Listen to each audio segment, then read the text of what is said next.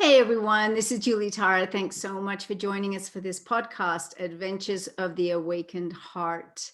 You can find out more about me in the links below. And I started this podcast because I felt really called during this challenging time to interview people about their stories about the heart and moments of awakening and transformation. I feel like the universe is calling us to be more and more in the divine heart. And so thus, this podcast, I love doing it. I'm very excited. And today I am absolutely thrilled. I have a wonderful friend of mine that I'm going to interview. Her name is Dolly Cina. And Dolly is the president and director for Global Enrollment at Master Your Mind and is the founder and owner of Blue Limits Academy, partnered with the Proctor Gallagher Institute. She is a certified Thinking into Results consultant and a Matrixx graduate from the PGI Institute. And I will make sure to put links below so that you can find Dolly when you find this podcast through YouTube or on Anchor or Spotify or wherever you find it.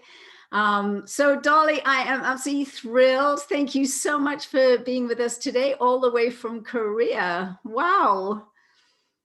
Thank you so much, Julie. It's a real honor to be here with you today. I think that people will see that as we share our stories about how we met and how I am where I am today.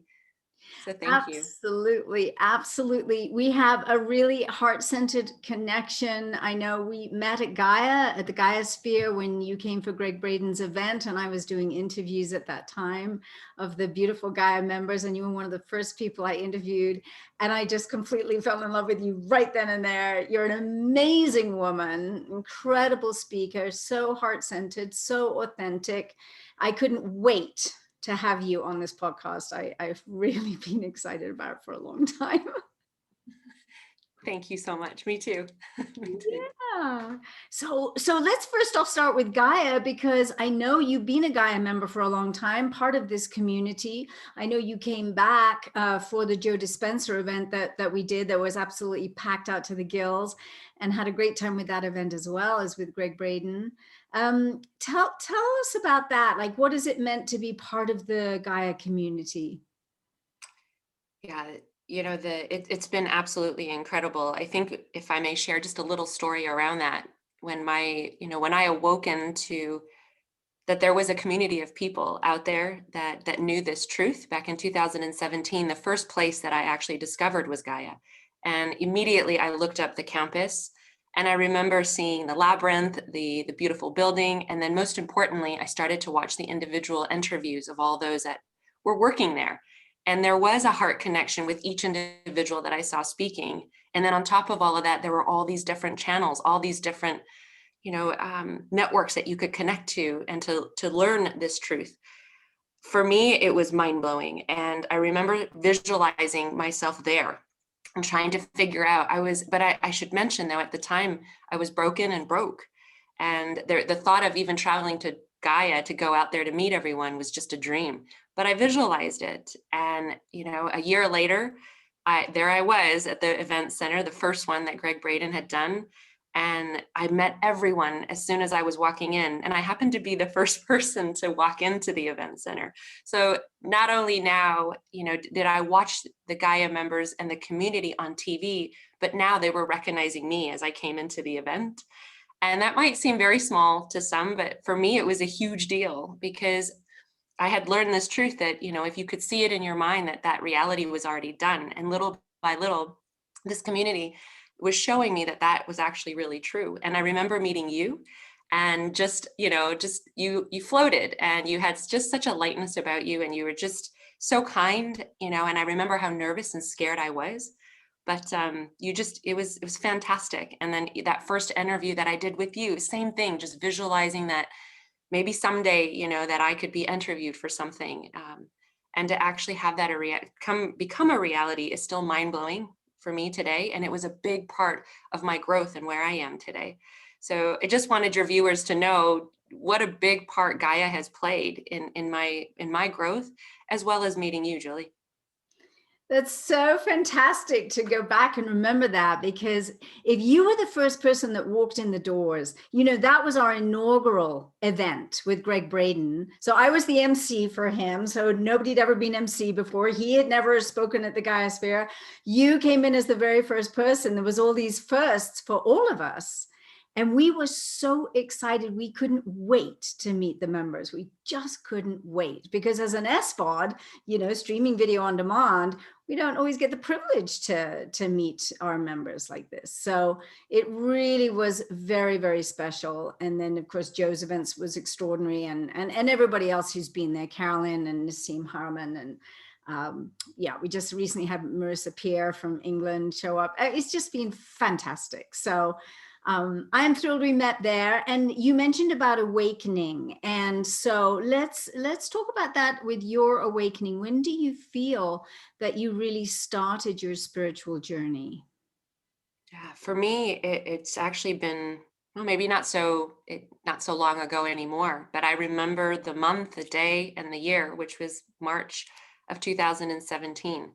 And I had hit rock bottom, and I'd say I was broken in every which way. And knowing what I know today, I realized that those were the things that really needed to happen for me in order for me to feel that discomfort of conformity and bondage. And, it was all happening for me for that awakening. But when you're in it, it definitely doesn't feel like it. And yeah, so I just remember being in this space of, if I can share with you where I was in the basement of our home. I was married at the time. I have 2 young children. And I felt that everybody would be better off without me. I was living from the outside in. And, I suppose you could say a people pleaser. Some might say codependent.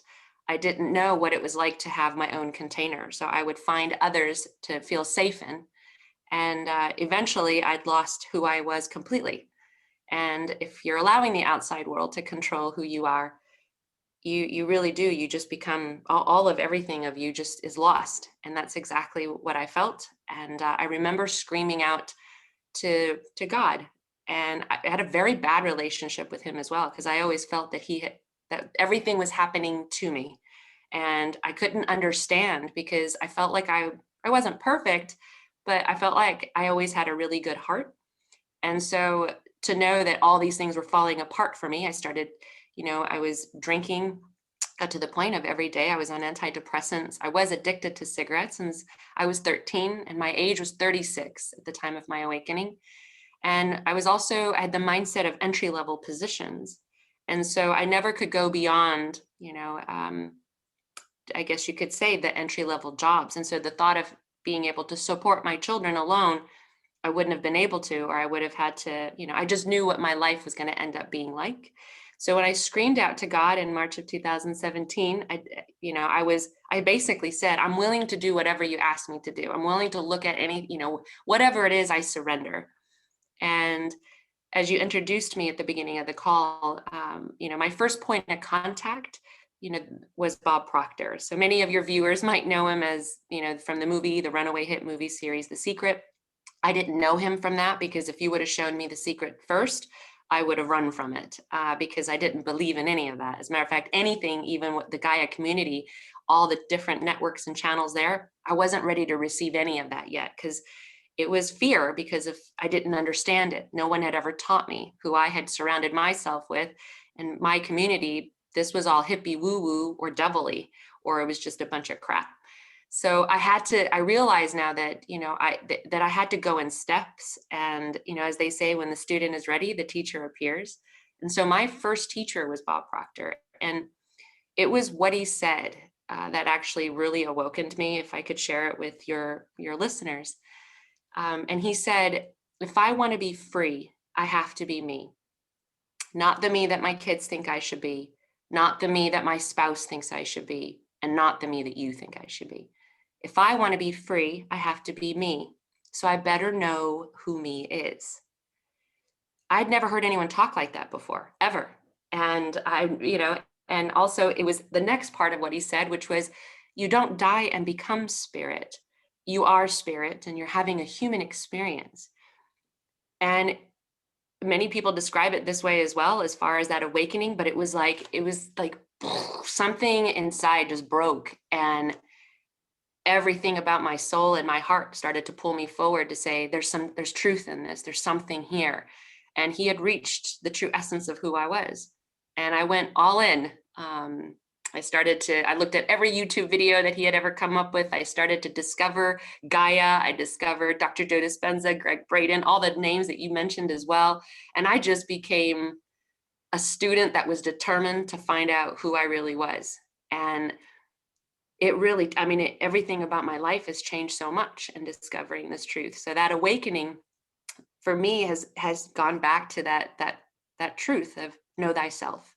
The more in which that we know ourselves, we learn about others as well. So that's exactly what I did. And it went really fast. It's a huge story. I know. I'm thinking just 3 to 4 years ago, really, and that gives everybody so much hope, because it's not like you have to become awakened at the age of 5 or 10 or so forth, that this can come at any time. It's really interesting what you say, because I had a very similar experience at 38 years old in terms of being on my knees, crying out to God, saying, I don't know what is going on, but you've got to show me the way. I surrender. I will do whatever you show me, so long as it's true to my heart. And I just give it over. And I gave it over. And that was when my Nikan business came. Nikan came to me. I said, is this what you want me to do? Yes. If I'm doing it, can I be successful? Yes. I got 2 yeses from God. I was like, that's all I need. That's all I need. I'm going. And of course, I met Bob Proctor through Nikan. He used to work with Nikan consultants a lot. So we did many, many workshops with him, Science of Getting Rich, and many, many others. And it was really exciting. In fact, just today in the garage, I opened a box and found some of Bob Proctor's work in there, CDs and cassettes. And I was laughing, going, who uses cassettes anymore? But it's all right there. And this is really the knowledge of the ancients. I was reading a book by Neville yesterday, Your Faith is Your Fortune. And he was an extraordinary teacher, Neville. And just, it's all the same thing. Wattles was speaking about it in the Science of Getting Rich and all that. So it's exciting work, and you really took it and ran with it, as did I. And it does, it just changes your life irrevocably. So when we look at this idea of the heart and the awakened heart, what does that mean to you when you hear those words and you feel into that? Like, how would you describe that for us? This idea of an awakened heart. I think that's it's very powerful, the awakened heart. I feel that's when we think about the human language to describe a feeling that we're having, sometimes we really can't describe that, which is why also, like you shared, Neville Goddard, I study him every day. And, where he shares that the feeling is the secret. And it really truly is. It's the vibration in which that we're in. So to try to describe that can be difficult sometimes, but we do the best that we can. And then we transfer it with feeling from our heart. And so when you say those two words and what it means to me, it's the truth, that heart connection in which that we have with others. As a matter of fact, when I was at Gaia and met Yurka, the owner of Gaia, I remember him floating. I swear it looked like he was floating. But it was in his presence that I had learned something about telepathy. And I wasn't ready to receive that just then. But as time went on, I started to realize what that really truly meant. And that was that heart to heart connection, that you really can transfer things, telepathically, because that is more powerful, which is also goes aligned with my mentor, Bob Proctor, which is just one of many, but he often says, right, like, people can talk this material a lot, but until they have, basically it's the alignment of the heart, their results would show that they didn't understand it. And it is that awakened heart is such a big piece in our awakening, because that's where it is. A lot of people might say, or I should say, they know it on that conscious level more in their head, right? But if your heart is awakened, right, and if the feeling is the secret of that wish that's already fulfilled, like everything for me, when you say that, like I see a visual of, it's like that power, that light within us that's really lighting up for others to see. So there's a lot that I could say to just that awakened heart. I love that. That's so great the way you're describing it, because when you say it, then I also can see it like this kind of I'm thinking of the great central sun. I remember one time getting up early and this voice said, be the great central sun. And I was like, what is the great central sun? I'd never heard of it. And so I looked it up and I was like, oh my gosh, this was like the God force, right? And it is just this light that comes through, this loving light or light of love that flows through. And I feel like now more than ever, we're so being asked to live from there and be from there, because there's so much fear coming in and the outer world is pushing on us. And I did a Facebook Live yesterday with somebody and we were talking about this. It's like it's pushing on us a lot, and we have to really, really stay true to ourselves and become who we really are. We're all radiant beings. We're all spiritual beings, and we're all radiant if we allow it, which is about the freedom. Like you said, when, if you really want to be free, I've got to be me. You've got to be you. It's like, that's what makes it so yummy, because we're all the same and we're all different. I love that. It's thrilling to me. When you see someone's light, like when I see your light, it's just, it gives me permission to be a light as well, like the Marianne Williams, who am I, to be beautiful, and whatever that lovely poem she wrote. And it's like, who are you not to be? You're a child of God. You got to shine your light, and that gives others permission to do the same. So I feel like you've really embodied that in such an incredible way. And I'm sure you've had a lot of bumps along the hero's journey, because a hero's journey wouldn't be a hero's journey if it didn't have challenge. So is there a story or two that you would care to share about just a real transformational time where your heart really went through that kind of flip? Often we go from devastation to, oh my gosh, we're all connected kind of place. Is there anything you'd love to share? Sure. I actually haven't shared this story with many, just because it's new and it's quite vulnerable. And I can't help but remember some of the words of the other men, some other mentors. I can't, their faces don't come, but it's be careful what you ask for, because it's true. When you ask, you do receive, and we all of us are so powerful. When I started this journey, one of the other teachers that I had come across was Esther Hicks. I don't know if your audience knows Abraham.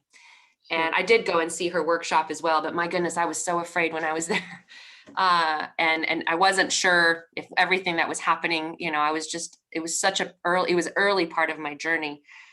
But I remember wondering what it might be like to be able to do what she was doing, and but not understanding it at all either. And as I started to discover again, or remember who I was, I did write it down, and I said I would like to do that, but I didn't understand what would have to unfold for me to receive that.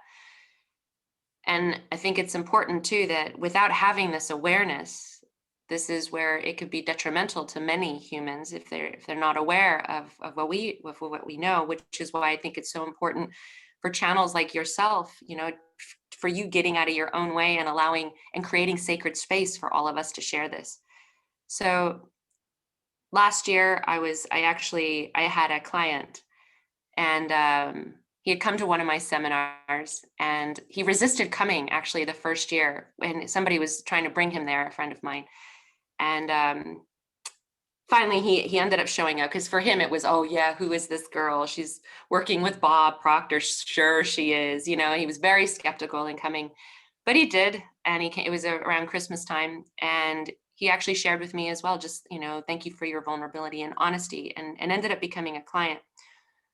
Well, the thing is that I was really attracted to him, and I think maybe it was mutual too, but because of our client relationship, I knew it wasn't something that I could share, with him until our contract was up. And that's not why, I felt that the universe had brought us together, and my job was to mentor him through a certain program. And so I figured, well, once the program and contract is over, I'll let him know how I feel. And we created a very strong bond. And I learned so much from him. I learned, just he was my greatest teacher, and he allowed and gave me space as well. And again, I haven't shared this story publicly, actually, Julie. I've shared it privately, so I'm going to try not to cry. But before our contract was up, actually the month that it was up, he died in a motorcycle accident. So I never got to tell him how I really felt.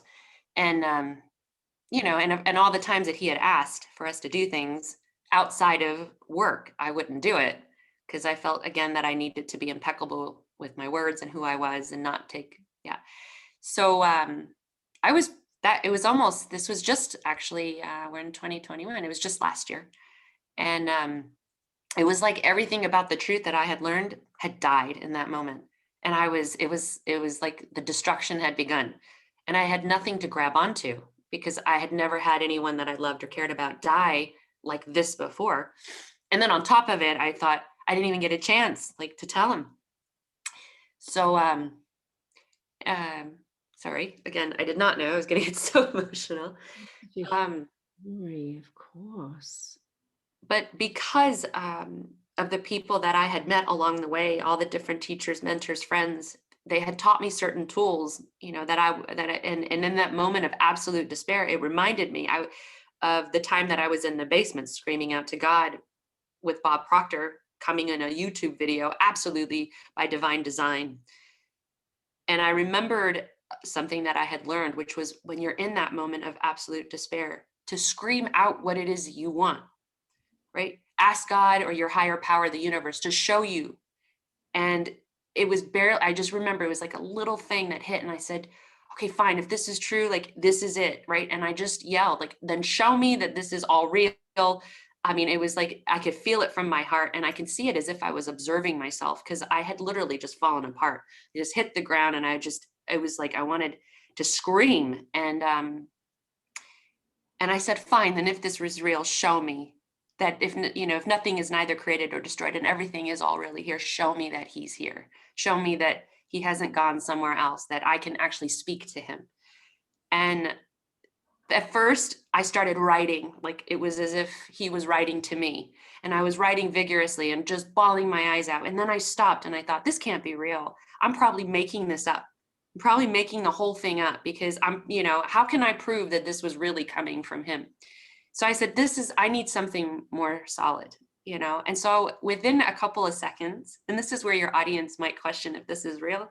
So I want to encourage them to try it if this is ever a time that they feel absolutely just in complete destruction and despair. But I surrendered again and I said, I'm willing to see it. And within seconds, my phone lit up. But there was no message. There was nothing except a time. And I always thought angel numbers were 222, 333, 444, but it wasn't that. It wasn't a consecutive number. It was something totally different. And I thought, see, this is BS. None of this is real. Maybe everything I've learned has just been lies. What have I done? And then I stopped and I said, no, I said that I was willing, right, to surrender to whatever it was, whatever signs that it was going to be. So I actually looked up the number and I thought it's not even an angel number. And come to find out their numbers are, all numbers are, whatever number that you see, right? And you can look up God or Jesus, my mother, my grandmother, nobody could have delivered that message to me except him. And it was what he said in that message. It was, again, it was a Google message that I just, I was like, okay, what does this number mean? And through that, it said that I'm not your soulmate, but I'll lead you to who is. And I just remember I could feel him. And ever since then, he has kind of been my Abraham, right? Like I've been able to connect with him and I can hear him, I can feel him. And what I've come to learn is that he's just one with God, so that we don't have to always have that connection with a certain being, like a name, an Abraham, or a conscious collectiveness of, whatever that you might call it. But for me, it was just that knowing that he was one with God and that you really can ask, right? And when you surrender and you're light and you go with the flow, like the world and the universe will just continue to prove what you believe to be true. It will just continue to show you that. And my life has been like a fairy tale. And when I get scared, I tap in, when I have the doubts, because I often like to say we're spirits with amnesia. We forget. And which is why it's so important for us to surround ourselves with like-minded people such as you, and tuning into channels like this and listening to other people's stories, because we remind each other of this truth. And that's what I do. I just tap into him when I need to, and he will show me something that only he could me that I would prove that it was true, right? Like, because we had such a close connection. And that has just, I think, wow, people suffer so much when there's death and they get so scared, and they don't have to be, and there's so much truth that I want to share about my life and my testament. So that was a big one. So such a huge story. I had no idea. You have not shared it before, and I feel it. I'm feeling it like whoa, whoa in my chest. This man. I have to tell you that 4 nights ago, I was talking to a friend of mine late in the evening about a friend of mine I knew in boarding school. I was in the Royal Ballet School in White Lodge, which is a royal house, and he was my dear friend, and we used to listen to Joni Mitchell together. And his name was Stephen. And I said, Stephen was born on 11/11. And the last conversation he and I ever had, which I didn't know, we were laughing our heads off about something. We were just laughing, laughing, laughing. And he asked me, what do you think about 11/11? And I was like, well, I don't know. I think all numbers are sacred. I love numerology. And I do think all numbers are sacred. And I said, but 11/11 is a powerful one. A lot of people get that, right? Well, he died on 11/11, probably a month or two after we'd spoken. I didn't know. He was in London, and he had leukemia, and he died. I was telling my friend this, and then I got into my car to drive home, and I got in my car and I looked at my phone, not kidding, 11/11. I went, oh, Stephen is here, and I would talk to him after he died too. He'd always, and he was so funny, and he'd just make me laugh about wonderful things. And since then, I mean, May 1st came, and it was like the one, and then there was 11/11, and then it was 1/11, and then it was 11/11. And I don't look at my phone all the time. I'm not addicted to my phone. I'm not, like that. But it was like unbelievable. And even today, it's been 11/11. It's been like going on, and I'm like, oh my gosh, you're just so right here, just loving me and saying, like, come on, darling. He was just very, very flamboyant, as many ballet dancers are. And he was just like, the show must go on and things like this. So when you talk about it, I know it's true. It is absolutely true. And there is nothing created or destroyed. Like, everything is here.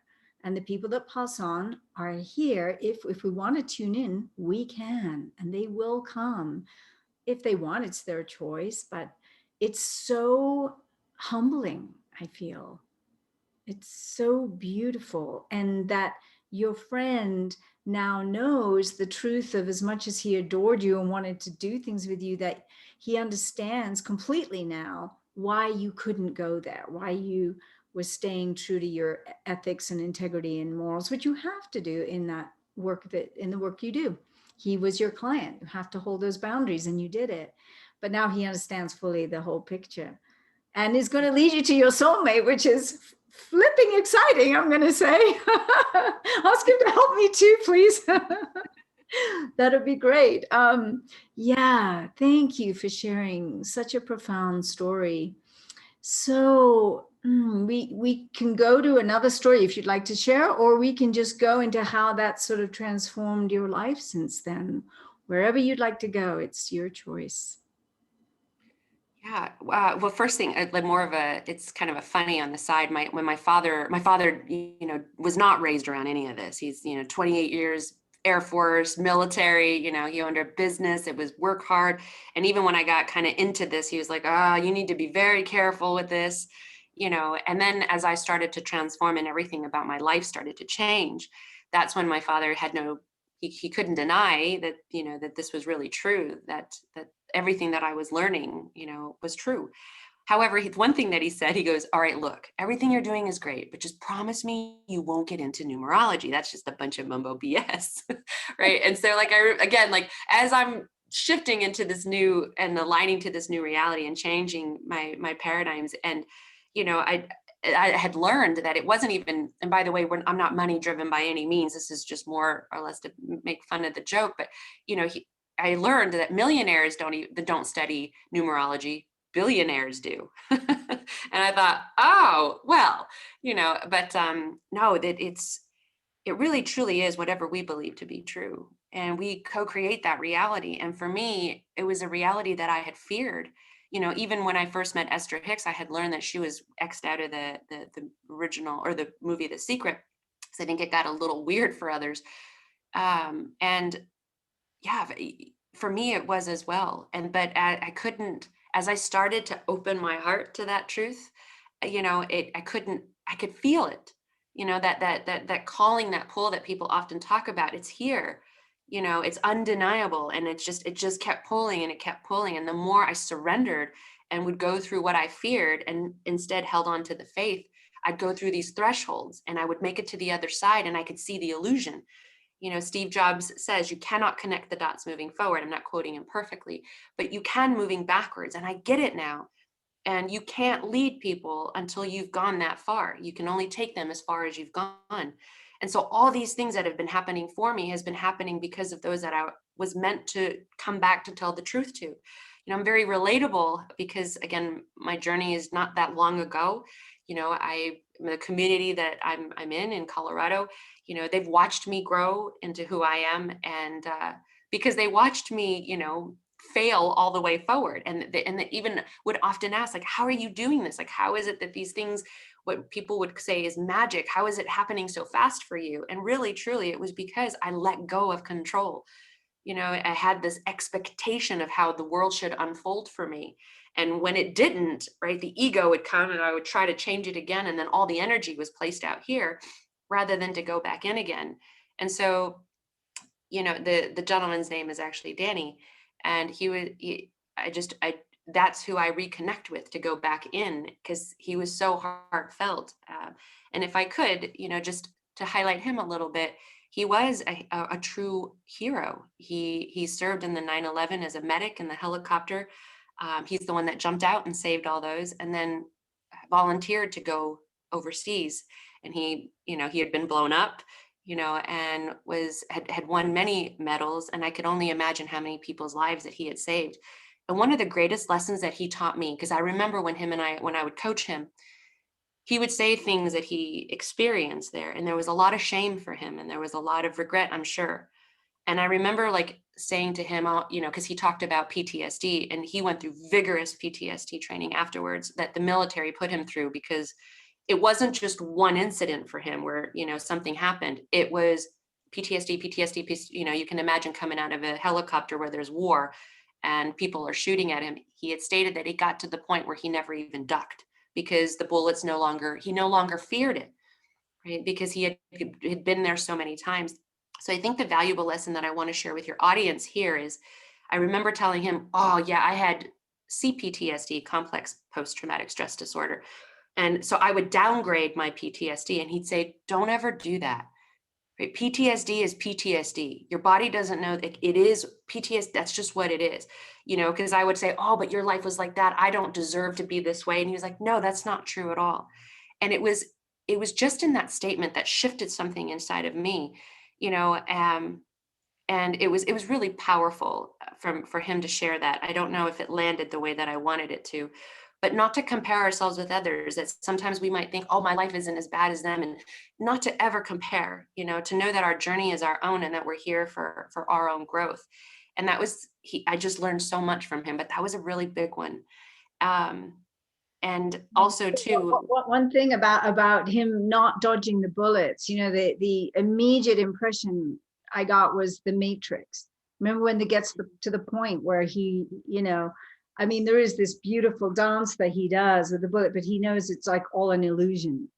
And just to touch on death, because I was a motorcyclist for years, and I just loved going fast. I was always going 100 miles an hour. I would take my left hand off, my right hand, I would just have two fingers just holding the acceleration full on. I was just a speed freak, and I almost died several times, but I didn't. And what I know now about death, and also with sports cars and almost dying in a accident with my Porsche, is that it happens when it's meant to happen. And it won't happen if it's not meant to happen. And I had so many experiences of literally feeling like I was lifted out of the situation, whether you could say by the hand of God or the angels came or whatever it was like, nope, it's not your time. It's not your time. So I have this complete knowing now that when it's my time, it's my time. And when it's anybody's time, it's their time. And they have other things to do on other levels and other planes. I'm sure he has other amazing work to do as a hero on other levels. And part of his work is also working with you, which is now coming through in this podcast to go to others. So, the ripple effect keeps going. But I am very clear that, yeah, if it's not meant to happen, it's not happening. And if it is meant to happen, it's happening. And, Right. and that brings a great peace to us who lose others through death, because we're all going to lose others. And to know that there are no accidents. Right. Yeah. Yeah, that's very true. I don't know, Julie, if I had shared as we were sharing the story how he actually transitioned, but he transitioned on a motorcycle. He died in a motorcycle accident. You mentioned that, which is sort of why I Yeah. brought that in, Oh God. because I had Yeah. so many near-death experiences and coming off, and yeah, Right. so there's, although we go, what a tragedy, yes. And is everything perfect in our world? Like, especially like right now, like everybody's going, what is wrong with our world? Right. And it's going to hell in a handbasket and all these things. And yes, things are all dismantling, but new things are coming forth. New creativity is coming forth in a very accelerated way. We are shifting into a new earth, a new time, a new sixth sun. And it's very real. And so it's like destruction happens for new birth to happen. The Greek myths, we do have a god of death, Hades. There's a reason for that, because that has to occur for the new to come forth. And we need to let go of the old self, and we need to slough off our snakeskin every so often to become a new us. That's beautiful. So it's just what's coming to me. So let's see, with now, thinking of our world right now, and people are, in so much fear and anxiety, and so much is being disrupted, so much, disruption occurring. What do you feel and what do you see as your heart vision for our world? Wow. So I'm not sure how to use these words, but I bought into the idea of co-creating the new reality. When I started this journey, I would ask God, could you please just send me to a utopia or an Atlantis?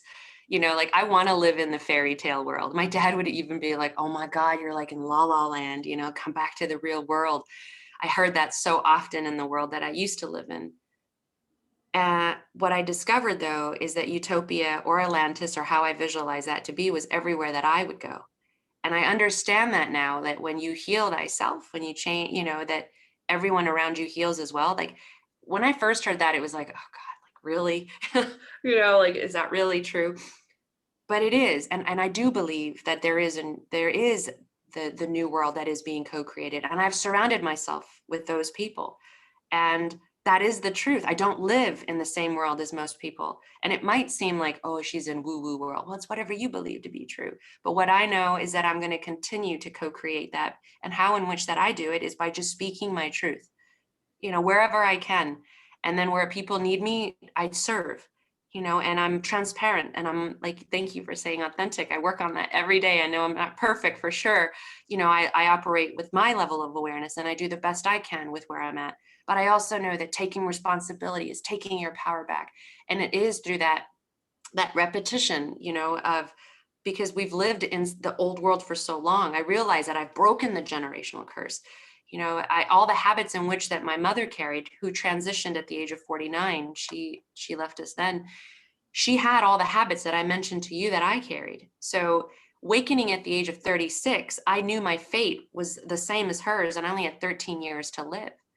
And because she had cirrhosis of the liver, I was going to do a liver transplant with her, and I thought I could save her. And then a week prior to her surgery, she got throat cancer from smoking cigarettes. And she did. She had so much depression because she was so afraid of the world that she lived in. She was so codependent. She lost who she was. And she didn't have those tools, and back then I used to hate her because I couldn't understand why she would do all of those things. I didn't understand because I couldn't see it from her point of view. But now I understand too that we have gone through everything in our lives right? So that we can have compassion for others. Everything has happened for design. We can't have compassion unless you've done it too. Right? Instead, you'll probably judge like I did. I didn't mean to, but that was as far as my awareness had taken me. But now I have nothing but unconditional love for her. And for those, and for others, I do not judge, right? That takes practice too, because I used to very much judge and be cynical and all of those things and have the envy and the jealousy and all those characters that I realized were not even really me. They were all programmed. They were all things that, they weren't even really, it wasn't the true essence. I wasn't the spirit part of me. And so the new world for me is what I imagine it to be. And then, of course, as I co-create that, people that see that reality with me, I'll align to, and they'll come. And it's true, build it and they will come. And that's exactly what I've been doing. But has it been easy? No way, because I can't see it along the way. I have no evidence that it's even happening. And what I've learned too is that as you evolve, right, the agents from the movie The Matrixx, they come in all heads, as your children, as your parents, as your ex-spouse, as your friends, sometimes your mentors, right? They come to trigger you. They come to make you see certain things about you. And the moment the trigger occurs is the best thing that it can happen, because that, again, for me is the stopping of the program and to see whatever I'm seeing in them exist in me. And so that new world so it's like I take that and I heal it from within, right? The transmutation of energy, reaching, and then projecting that love back out from my heart. And I realize that is how the new world is being created. And that's what I believe, right? So if you believe me, then we can do this together. But if you don't, I'll continue to create the world, that I joke often of unicorns, but that's the world that I want to see. And so Totally. Absolutely. I am with you 100%. And, David Hawkins in his work, he talks about the vibrations, right? And the highest vibrations, which is where we actually create from, the power of creation, is love. And then higher than love is joy. And higher than joy is peace. And higher than peace is enlightenment. And that as we stay up in those realms with groundedness, of course, we need to be grounded on the planet. We are here as human beings as well, but we are spiritual beings having a human experience for sure. It's just that the higher we go, the more we can create with less effort. There's more like a slipstream, like a flow stream. And the lowest vibrations where we can't create from is guilt and shame and anger and, all of that, and judgment, like you say, and of course we all we're going up and down this kind of, it's like a xylophone or something, we're moving constantly, but the aim is to stay in an authentic place of love and an authentic place of joy, not a forced place, but and I don't know if we ever spoke about it, but I also had a mother who was incredibly ill, who was also alcoholic, smoked constantly, took a lot of pharmaceutical drugs, which actually propelled me into healing. So, I asked a question one day, why do we suffer so much? And this voice said, your life's about healing. And at that point, I was, full on professional ballet dancer with the Dutch National Ballet, and my Swan Lake tutu and all of that. And I went, that's right. And I quit everything, cold turkey, changed and went to study healing because I had so much compassion for my mother. I just wanted to take her suffering away, but it caused so much suffering for me to see someone suffer. So, right. So it put me on the journey as well, just like you. So we have a lot of similarities in this, and of course my mother's gone now, but I talk to her all the time, and she was a singer, and she comes and sings to me. And when she first passed away, she sang so loud. I'm like, Mom, I can hear you really well. Please tone it down. You got to figure out your volumes, because your volume's really high and I can't, it's deafening, please, and so she learned how to modulate from the spirit world, so she could speak to me and sing to me without me, being, in pain in my inner ear. So, gosh, I mean, there's so much we could talk about with all of this. And it's such a rich conversation.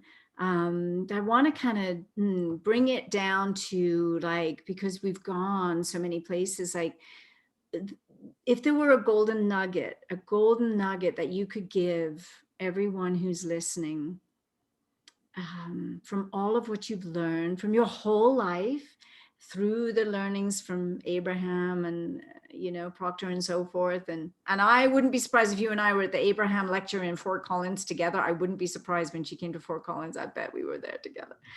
But, what would, Esther Hicks, what would you leave people with that you feel could be a real golden nugget is the best word I can say, or the North Star for them? Wow, let me try it. There's so many.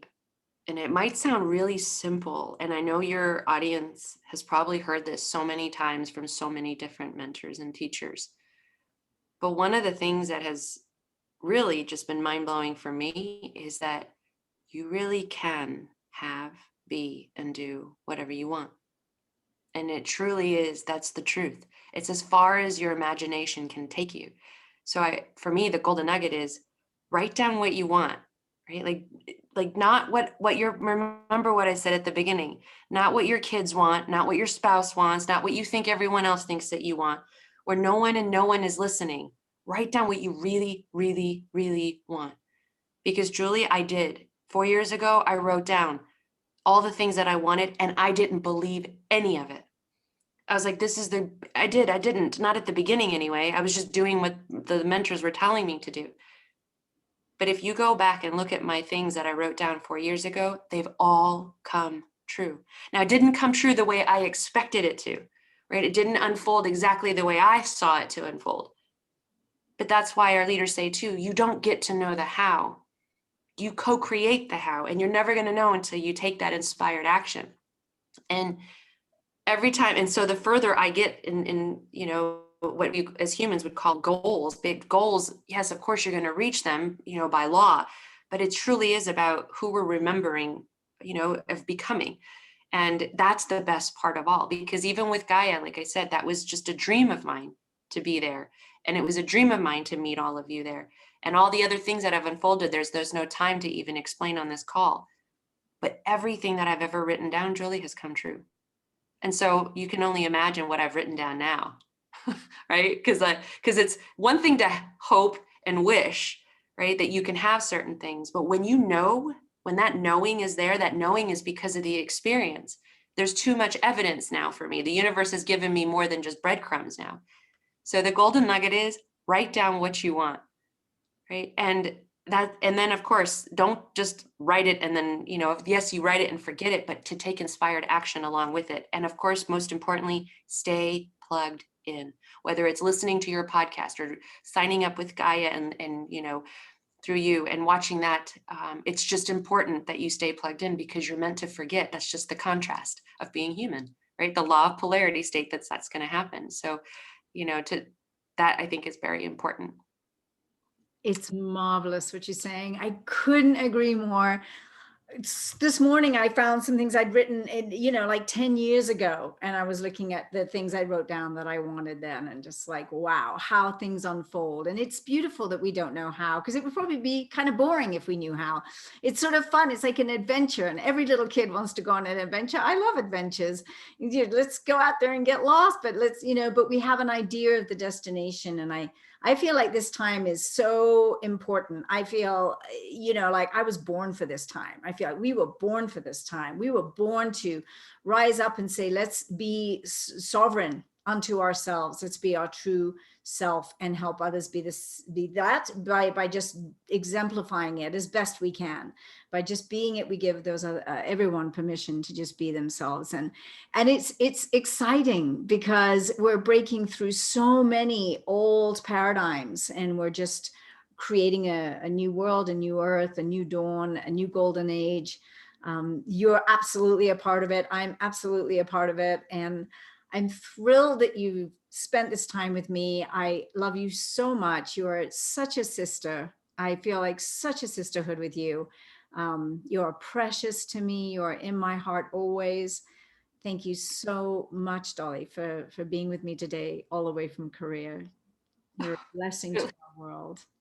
Thank you. I received that and I feel that. Thank you so much for having me on here today. Like I said, this is a dream of mine too, to be able to do this with you. So look, it became a reality. Thank you so much. I love you so much as well. And Thank you. Super. Well, thanks everyone for listening, for watching this on YouTube, however you found us. And please share it with your friends. Let others know that we have this podcast, Adventures of the Awakened Heart. And please join our Gaia community. There is a link below. So join us, become a member, and learn more and more about what it is to be a conscious, creative human being, a co-creator in this amazing multiverse that we live in. So thank you again, Dolly. Much love to you and blessings on your journey home. I hope that's a good journey without any untoward incidents, and just all goodness may follow you. I feel like everywhere you walk, these flowers just show up. That's just how I see you. So thanks again. Yes. Thank you. Love you too. Bye, everyone. Thank you. Ciao.